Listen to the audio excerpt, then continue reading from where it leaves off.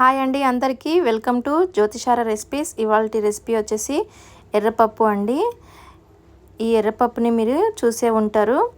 ఈ ఎర్రపప్పుని చాలా ఈజీగా 5-10 నిమిషాల్లో ఏ విధంగా చేసుకోవచ్చో చూసేయండి. ముందుగా ఒక ఉల్లిపాయని ఈ విధంగా తరిగి ఉంచుకోవాలి. అలాగే 4-5 పచ్చిమిర్చి, అలాగే 2 టమాటాలు, కొద్దిగా కరివేపాకు, 2-3 ఎండుమిరపకాయలు ఈ విధంగా కట్ చేసి ఉంచుకోవాలి. ముందుగా స్టవ్ వెలిగించి కడాయి పెట్టుకొని ఈ పప్పుని కడాయిలో కూడా చేసుకోవచ్చండి. చాలా ఫాస్ట్గా, కుక్కర్లో కాకుండా 3 స్పూన్ల ఆయిల్ వేసుకోవాలి. ఆయిల్ హీట్ అయ్యాక తాలింపు వేసుకోవాలండి. ముందుగా జీలకర్ర, ఆవాలు, అలాగే కచ్చాపచ్చాగా దంచిన 4-5 వెల్లుల్లి రెబ్బలు, అలాగే 2-3 ఎండుమిరపకాయలు ఈ విధంగా చిదుముకొని వేసుకోవాలి.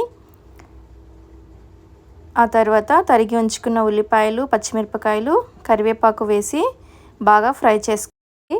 ఉల్లిపాయలు వేయడం ద్వారా మంచి టేస్ట్ వస్తుంది పప్పుకి. ఇలా ఉల్లిపాయలన్నీ వేగాక చూసారు కదా, ఈ విధంగా వేగాలి. ఇలా వేగాక ఒక 1/2 స్పూన్ పసుపు వేసుకోవాలి. పసుపు వేసుకొని బాగా కలిపి ఆ తర్వాత తరిగి ఉంచుకున్న టమాటా ముక్కలు వేసుకోవాలి.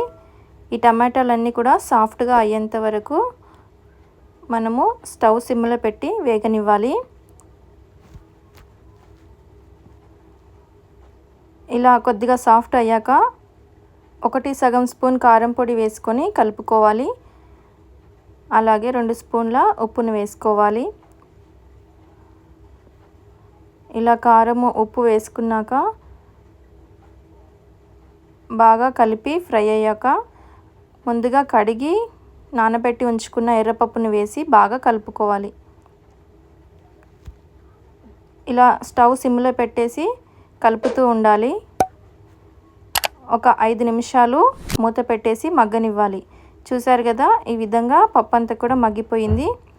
ఇప్పుడు మనము కావలసినన్ని వాటర్ వేసుకొని ఉడకబెట్టుకోవాలండి పప్పుని.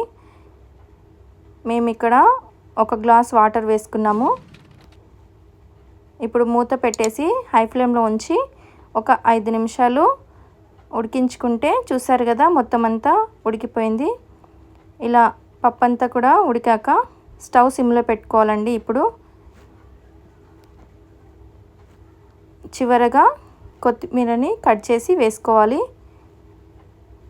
ఈ కొత్తిమీర ఫ్లేవర్ చాలా బాగుంటుంది పప్పులో. అంతే అండి, చాలా సింపుల్గా చేసేసుకోవచ్చు. ఇప్పుడు స్టవ్ ఆఫ్ చేసి వేరే గిన్నెలో సర్వ్ చేసుకోవాలి. చూసారు కదా ఫ్రెండ్స్, మా ఈ రెసిపీ మీకు నచ్చినట్లయితే లైక్ చేయండి, షేర్ చేయండి, అలాగే సబ్స్క్రైబ్ చేసుకోండి మా ఛానల్ని. Thank you.